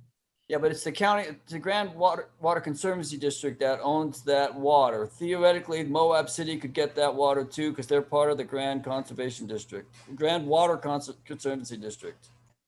And there's also water rights to the river held by the DNR and Nature Conservancy for the wetlands. And there's others that the city could acquire should they attempt to. I think that would be part of all of that, which I think Mila knows what she's doing. I'll be writing that part. Yeah. Okay, so July 1st, would it be possible, Mila, if you want to just set a reminder, maybe we could send something out 2 weeks in advance of that, just to remind us all, just in case? I mean, I could do that if it's easier, if you don't want to. No, that's fine. And otherwise, if it's okay with you, Mila, we could move on to future of water in the community, and Steve had a presentation to deliver to round out the meeting. So I've been researching what communities do after their aquifer closed. More importantly, after they are required to meet safe yield. And one thing that stood out amongst all of them was they ended up with too many wells in their aquifers, so they were mining. So I was trying to think what we could do now to kind of slow down new water applications and help out now with that. So first, the definition, the valley. Mike, I know you're already working on this, the idea that the aquifer doesn't know any boundaries. And when I say the valley in this, I think that the 2 counties and the city and even the Division of Wildlife and the Nature Conservancy ought to be together on this type of thing. So currently there's a adjudication process going on, and the primary goal of that is to establish the current demand. And I think that the valley should be involved in this. The Division of Water Rights has procedures and rules that they follow when they do this, but local input could help a lot. For example, I checked on some wells that went through this process in 2019, and some of them were houses built before there were water systems close by. So the well was used for the household. 1 acre feet is usually what was given. And then later when the county came in with water systems, there's probably a lot of these houses that are now on the county water. So one idea would be to compare the water use roles for the city and county with the wells to make sure that if they're converted to municipal water, that they're not still allowed this 1 acre feet. Another thing is their outdoor irrigation. The state uses 5 acre feet per year for an acre, 60 inches of water. And if you look at here's my PowerPoint. This report is the consumptive use of irrigated crops in Utah from 1994. If you look in there, it has a section on Moab, and it went through various crops. None of them are near 60 inches. They list turf grass, which I'm assuming is grass, at like 28 inches. So when the state finishes this up, if they use 5 acre feet, or if they have these additional 1 acre foot per house, they're gonna overestimate how much water is in the aquifer. And that could be a big problem in the future.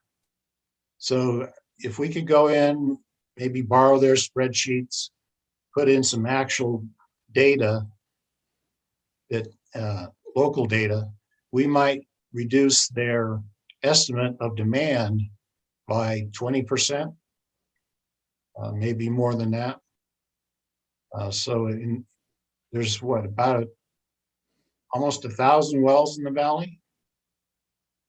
So if you could find 1 acre foot per well, that's 1,000 acre feet.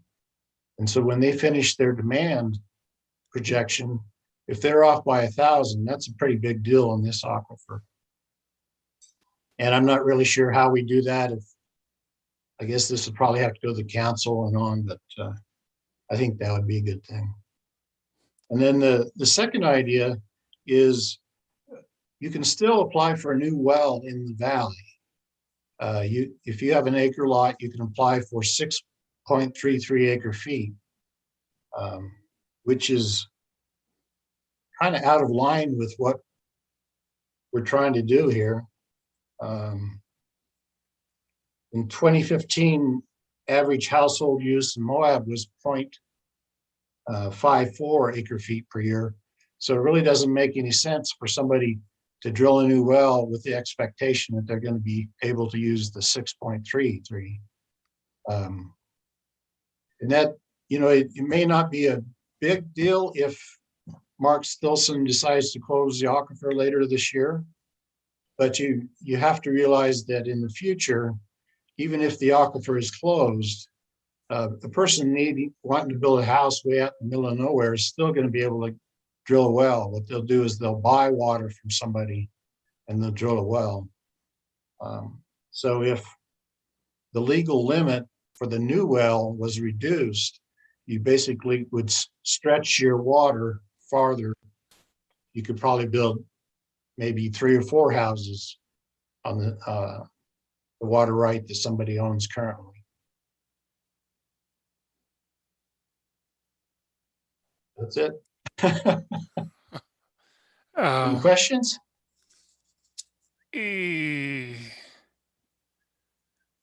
Got a question, Mike? Yeah, I'm trying to think of, I've lost my train of thought now. So Steve, you're, let somebody else ask now while I get my thoughts together here. I'm scratching notes as fast as I could go.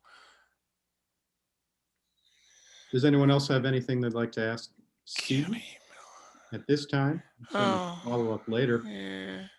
So, well, I guess one question I have for you, Steve, is you talked about how maybe there's 1,000 wells in the valley, an adjudication process going on.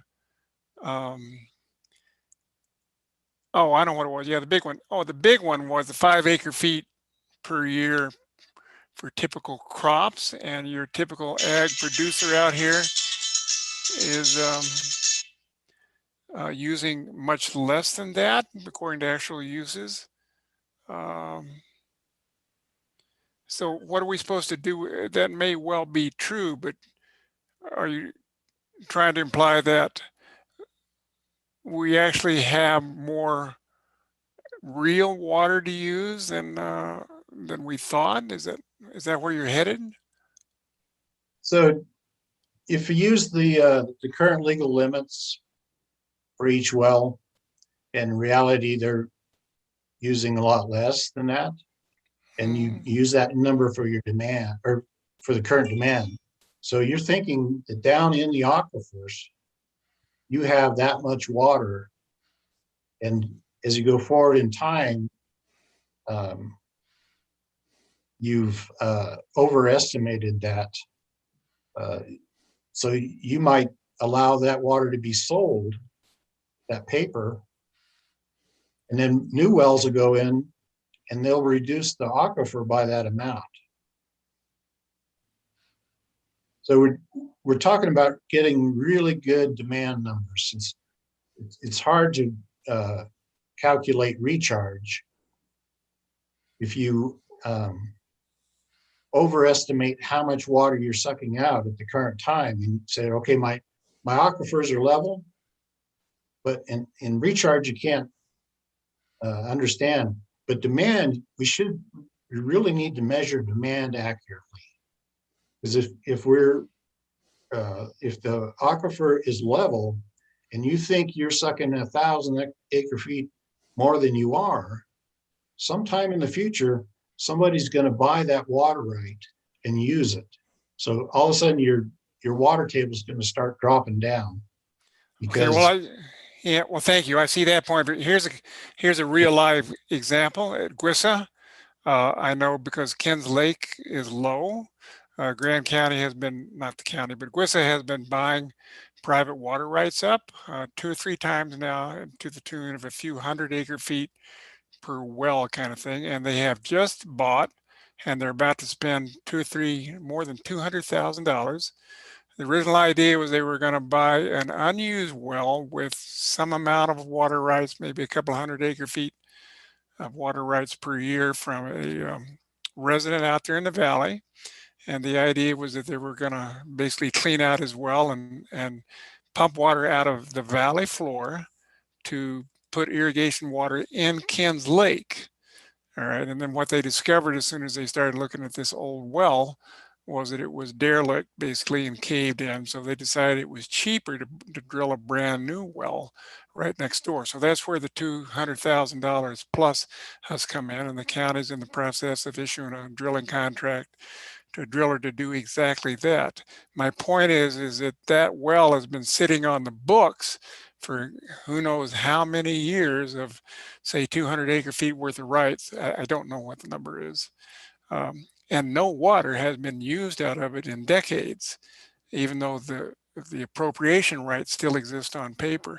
Now, Grand County decides they need the water, and nothing has changed on paper, but all of a sudden under the existing paper water rights, they're going to pump presumably as much as, say, 200 acre feet out of that well that's never been on the books. I mean, it's been on the books, but it's never been actually taken from the ground until now. And that, of course, will tend to depress the water table. Is that the kind of thing you're talking about? You say it better than I did. So if you have paper water, somebody owns it now, but they're not using it, and they either start using it in 10 years or they sell it, and somebody puts a bunch of rights together that have not been used but are still legal, that's going to drop your aquifer even more. That's going to increase the real demand, the wet water. Yeah, well, that's why Arnie and among others have been concerned about the area being heavily overappropriated. Because if they ever actually try to suck the amount of water out there on paper water rights, the water just isn't there. We don't think so. Right, and so in the adjudication process, we need to make sure that there's no unused water rights that are adjudicated as being wet. If I'm only using half of my 6 acre feet a year that my right says, if I'm using 3, somebody comes in and buys my right, and they start sucking 6 out of there, that's an increase of demand of wet water versus paper. Oh yeah. And we just need to make sure we get rid of paper and get a really, really good number of current demands so that we know how much water's down there. We got a couple minutes Right. here. Arnie, you want to ask one more question and we can wrap up and continue the conversation? Well, no, Steve brings up an interesting discussion, and we were talking about this 3 years ago when they started, maybe 4, Eve, when they started doing the adjudication process. And, you talk to Mark, and Mark says he goes out and visits every single one and determines how much water they actually need, and that's what he's adjudicating for. Okay, which should solve your problem, Steve. That's what he says he's doing. But then we see in the paper the new water rights, which essentially are old water rights that he has to reformulate to make it all work, so to speak, to get through his system. And he's put down 6.73 and 6.73, whatever it is on most of them. And you kind of shake your head. Is that what you're really doing, Mark, in terms of adjudication? But I have talked to several people who have been adjudicated, and all of them say that, yeah, Mark came in and said, this is how much water you're actually using, so I'm taking away from your water right. That isn't the case with all of them, but it has been on some of them. Adjudication is almost over. They're going to be wrapping that up this November. I'm not sure there's much we can do about that at this point in time. So I have a friend, he's got his dad's house. It had a well on it. And it's the case where he has an acre foot, a right for an acre foot to use in the house, but now he's on county water. So he's not using that right. So I think that we need to review the adjudication numbers to make sure that that type of thing isn't missed. I know it's a rude thing to say, to review somebody's data, but you're talking about water here, and if we overestimate how much is down there and then we let people buy up that paper, they're going to use it, and then all of a sudden our water table is going to drop more, and we're going to be like, we thought we were okay.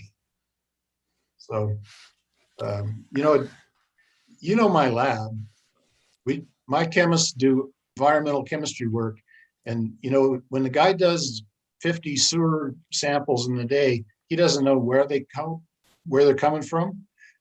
And so we send our data, we do quality control like crazy. We send it out to the client. One of them's down here in Moab, and the sewer operator or the engineer looks at it and says, this number is a little bit weird. Maybe it's too high, maybe it's too low. So they call back to the lab and they say, can you guys check this? Can you make sure it's okay?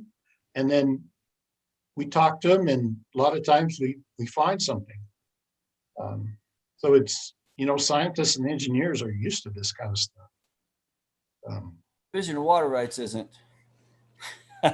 Which is unfortunate. Yeah, and I'm not trying to defend them at this point in time, because I think there's a whole lot of problems with the business associations, with the business plan of water rights. It's just, I'm not sure what can be done about your situation from the Division of Water Rights perspective. It would be a great question for Mark at some point in time, and Mark needs to answer that question for you. Yeah. Okay? And, whoever has a chance to meet with Mark face to face might just ask him, can we get the legal limit changed? And when you're evaluating irrigation, can we use the numbers that were in the report instead of the statewide 5 acre feet? So they are planning, I have a funny feeling by the end of this year, this aquifer will be closed. I also have a funny feeling that in the next 3 or 4 months, we're going to see them change their policies on appropriation too. That would be a great point to be made to Mark in terms of appropriation. When you're doing a change water right application and you're hooked up to the city, you can't change that 1 acre fee. Okay, I'm going to just jump in here and say that this is a good conversation, but we're at 4 o'clock and we're not going to 4:01. So continue when you'd like to continue talking about it, but this meeting is adjourned now. Thank you very much for joining today, everyone. And please submit your assignments timely for Mila, and that will be really helpful. So thanks, everyone. Jeremy. Hey, Jeremy. So long, everybody. Jeremy. So long.